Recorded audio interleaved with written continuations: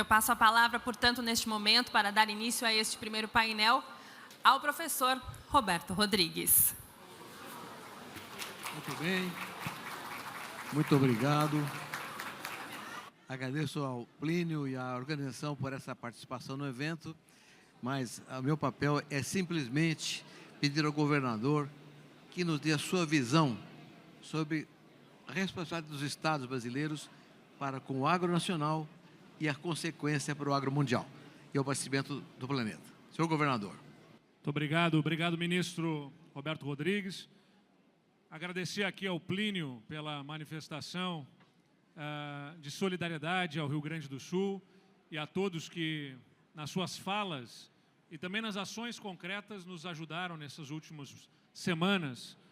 O Estado do Rio Grande do Sul passou pela maior crise, em função de um evento climático já registrado no Brasil.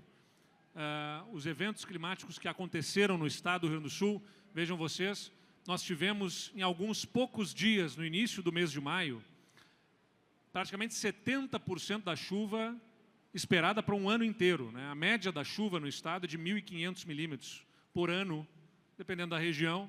Nós tivemos em algumas localidades 1.000 milímetros em praticamente uma semana de chuvas no estado. Foi muito duro, muito grave o que nós vivenciamos lá. E contamos com o suporte para enfrentar a crise mais aguda de muita gente, de muitos lugares, de muitos governos. Todos os governos estaduais do Brasil mandaram para lá estrutura, pessoal, de resgate naqueles momentos mais difíceis, entre outras ações, como aqui o secretário aqui de Agricultura, Guilherme Piai, falava sobre o apoio também do agronegócio ao nosso estado. Somos muito gratos a isso e, antes de mais nada, fazer esse agradecimento.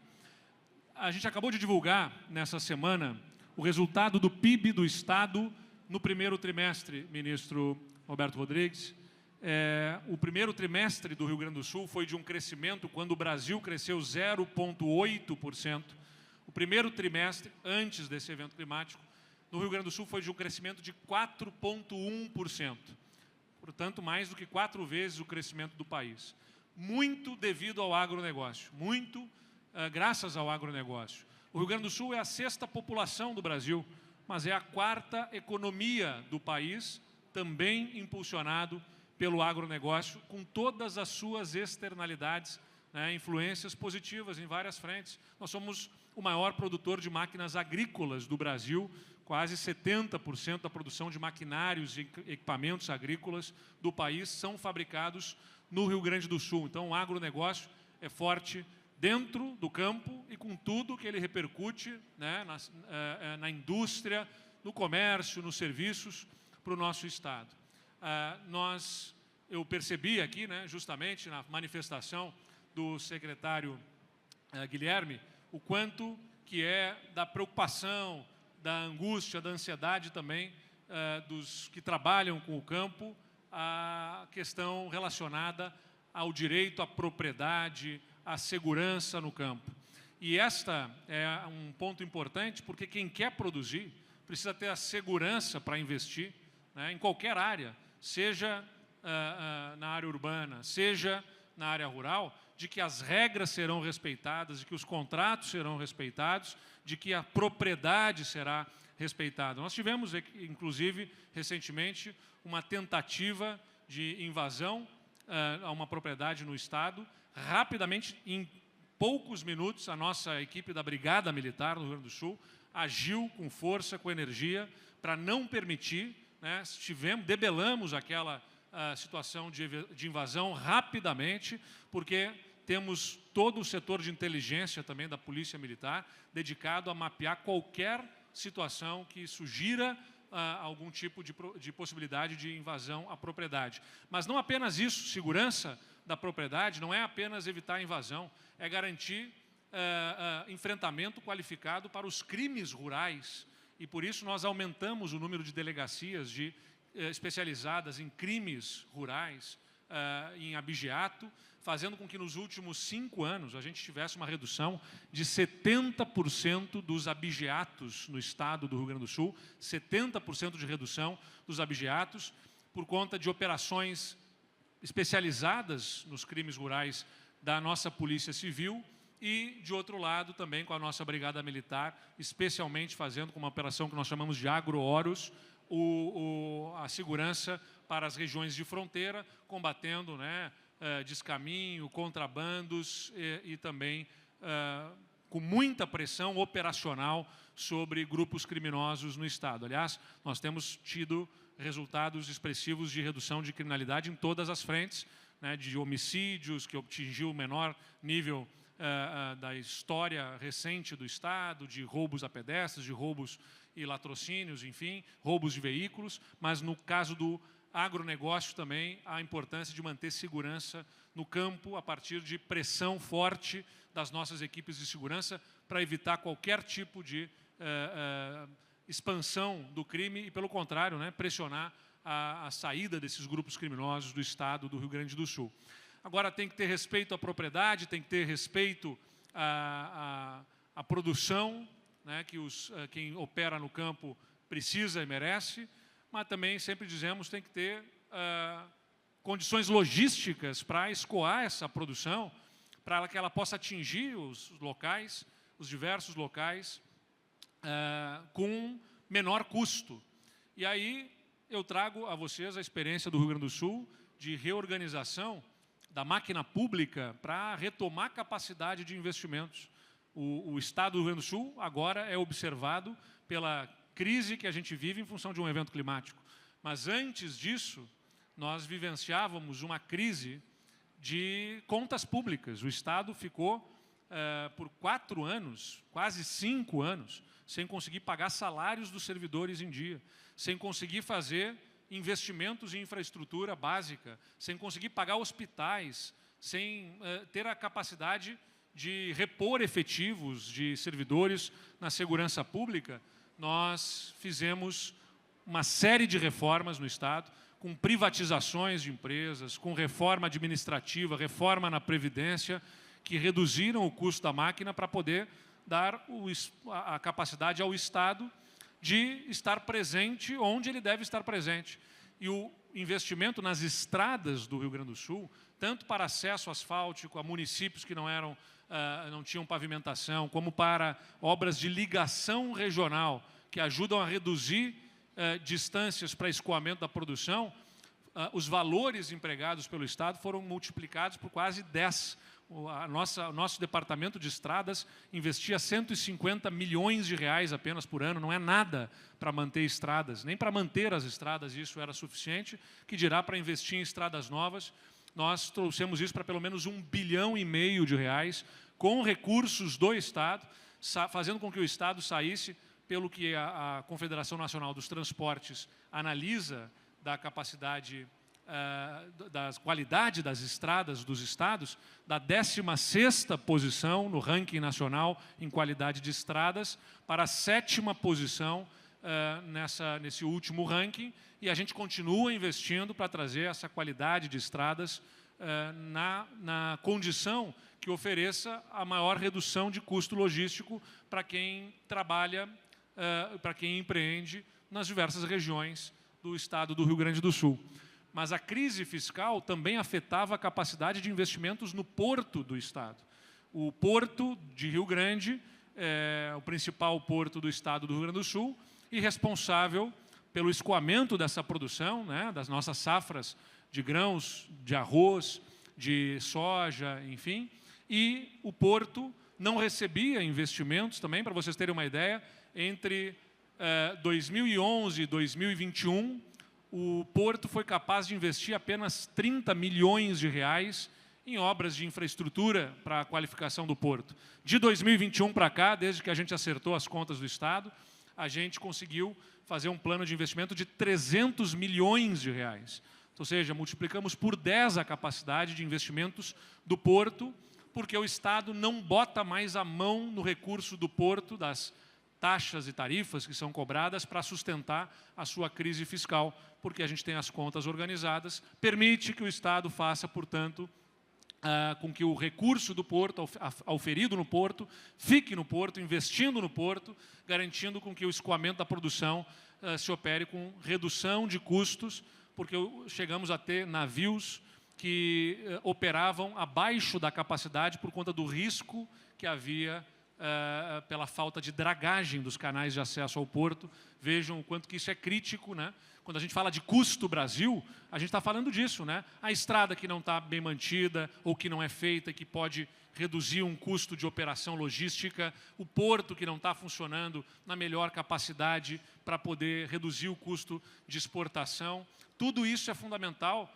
para o agronegócio. Então, redução de custos logísticos, segurança à propriedade e segurança contra os crimes rurais praticados para oferecer esse estímulo a quem empreende no campo.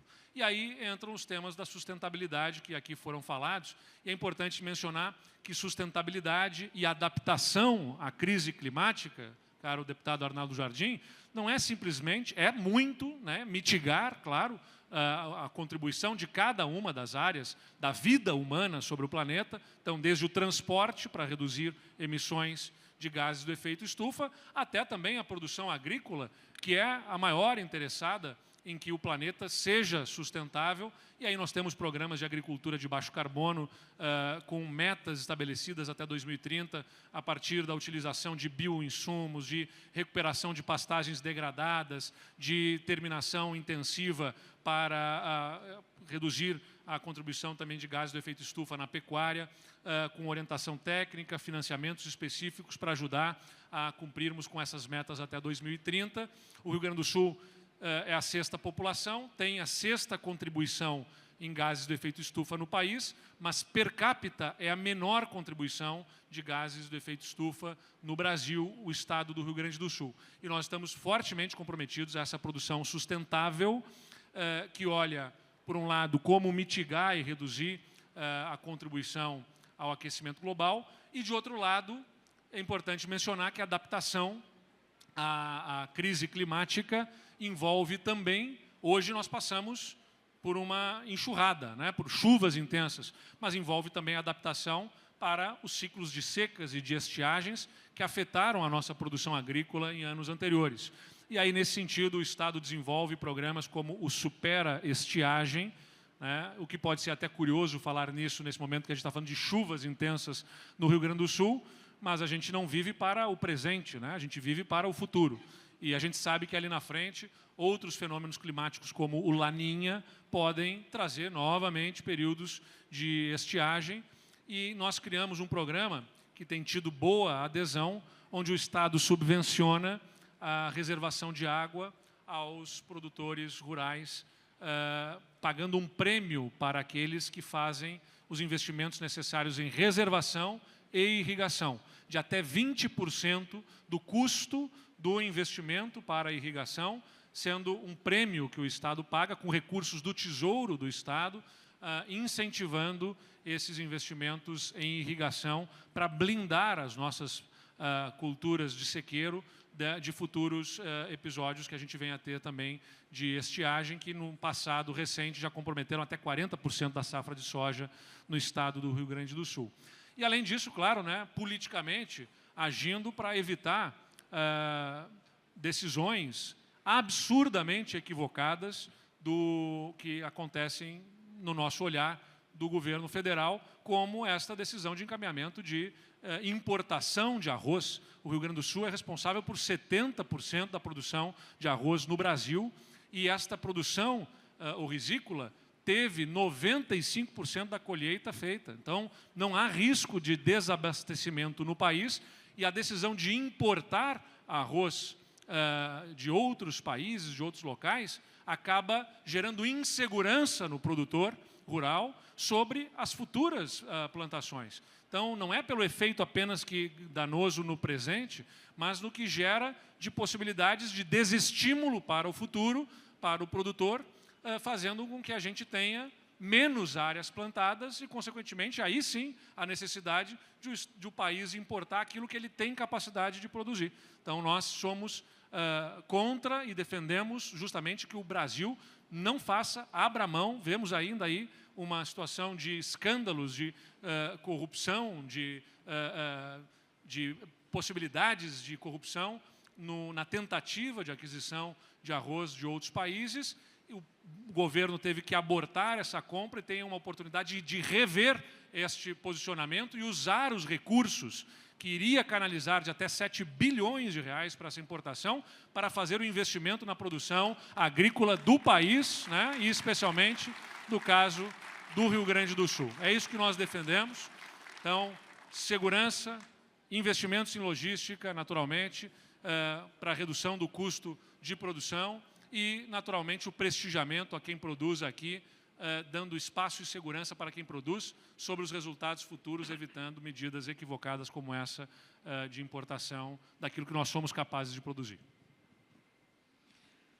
Governador, o nosso tempo é tão curto, estou olhando, estou de olho no nosso reloginho ali, nosso tempo é muito curto. Então, eu quero dividir a minha apresentação com o senhor em 3 curtíssimos capítulos.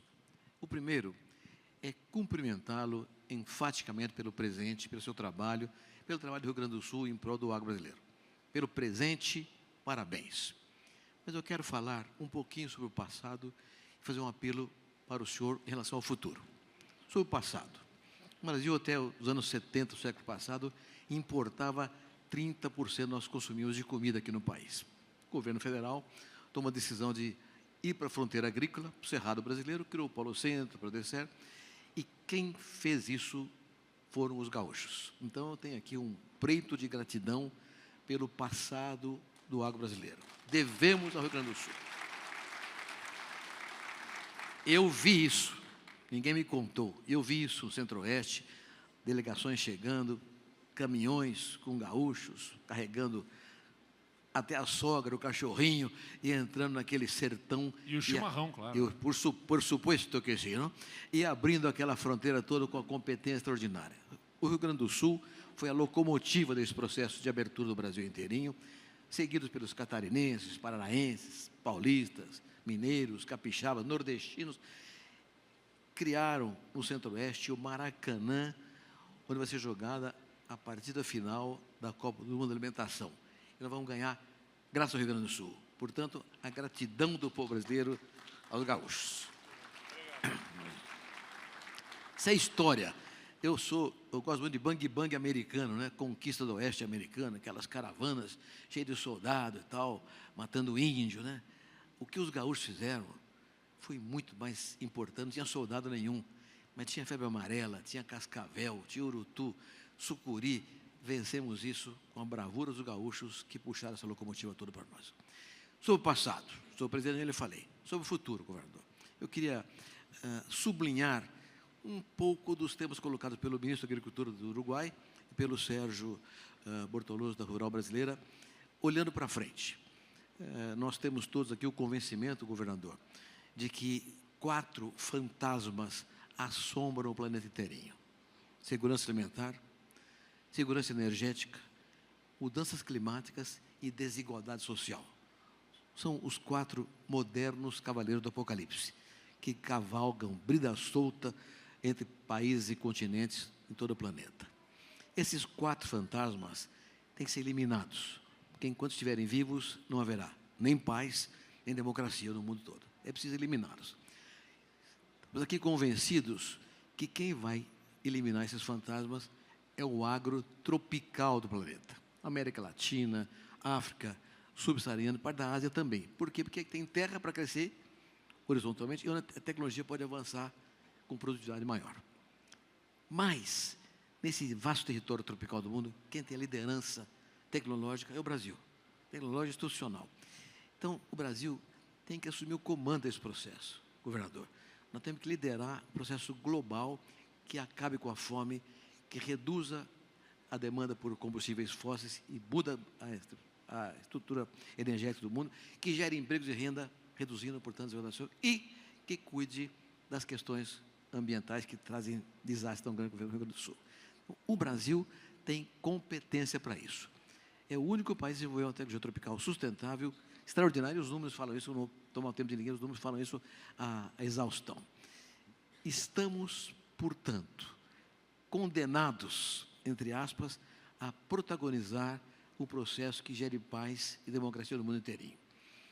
Isso está oferecido, mas não está ganho. Eu preciso uma estratégia para isso, uma estratégia que considere logística e infraestrutura, considere a questão da renda no campo, que considere tecnologia com processo de organização rural, com as cooperativas funcionando cada vez mais adequadamente e, sobretudo, sustentabilidade. Então, governador, eu quero lhe pedir que continue no seu processo, no seu programa de apoiar o agro gaúcho, para que ele seja também a locomotiva desse grande processo do Brasil ser o campeão mundial da segurança alimentar. E, portanto, campeão mundial da paz. E, para isso, temos aqui figuras extraordinárias que eu faço questão de ressaltar. O Arnaldo Jardim, que é o nosso vice-presidente da FPA, que está contribuindo demais com esse processo. E o embaixador André Corrêa do Lago, que comanda as condições ambientais no Itamaraty, que tem muito a ver com a COP30, que é uma plataforma para nós todos, governador, lançarmos esse processo. Brasil, campeão mundial da segurança alimentar. Brasil, campeão mundial da segurança energética. Brasil, campeão mundial da paz. Vamos nessa, governador? Vamos lá, estamos juntos. Beleza. E essas coisas se interligam, só para dizer, o caso do Rio Grande do Sul, nós temos um grande e ambicioso programa de hidrogênio verde para o estado do Rio Grande do Sul, porque temos muito da nossa produção de energia a partir da energia eólica, que vai ser ainda ampliada com a possibilidade do eólica offshore agora, e que nós temos pela produção de fertilizantes que temos no Rio Grande do Sul, com grandes indústrias do setor da produção de fertilizantes, uma demanda interna. Quando se fala sobre hidrogênio verde, muito se projeta a possibilidade de exportação desse hidrogênio para países europeus, como a Alemanha, por uma demanda que se apresenta, mas há que se viabilizar também pela demanda interna. E a nossa produção de fertilizantes, que demanda a amônia também, dessa produção de hidrogênio verde, ajuda a sustentar essa capacidade econômica, né? A sustentabilidade econômica para a implantação de uma futura usina de hidrogênio verde no estado do Rio Grande do Sul. E essa produção de fertilizantes, naturalmente, intimamente ligada à produção agrícola do estado e do Brasil. Então, as coisas estão totalmente interligadas, o agro, né, sendo fundamental também num processo de transição energética que é uma demanda global. Eu só quero aproveitar aqui, ministro, para, no final, dizer que o Rio Grande do Sul passou por um momento crítico, está firmemente na sua reconstrução, dedicado à reconstrução, com muito apoio de muita gente. A gente agradece tudo isso, mas o Estado está de pé, forte, vibrante, retomando as suas atividades, e aguardamos também todos na nossa Expo Inter, que está mantida, né, do dia 24 de agosto ao dia 1º de setembro. Nós estamos fazendo um forte investimento da recuperação do nosso parque de exposições, lá em Esteio, ao lado de Porto Alegre, e aguardamos a visita de todos de 24 de agosto a 1º de setembro, numa grande Expo Inter que vamos fazer para celebrar essa força, resiliência e o futuro do nosso Estado. Muito obrigado a todos. Governador, 3 frases. Primeiro, conte sempre conosco. Segundo, contamos do Rio Grande do Sul. Terceiro, Plínio, o GAF tem que ser o palco em que todos juntos levantemos um dia a taça de campeão mundial da paz. Conto com você também, Plínio, e conte conosco. Muito obrigado, senhoras e senhores. Bom dia.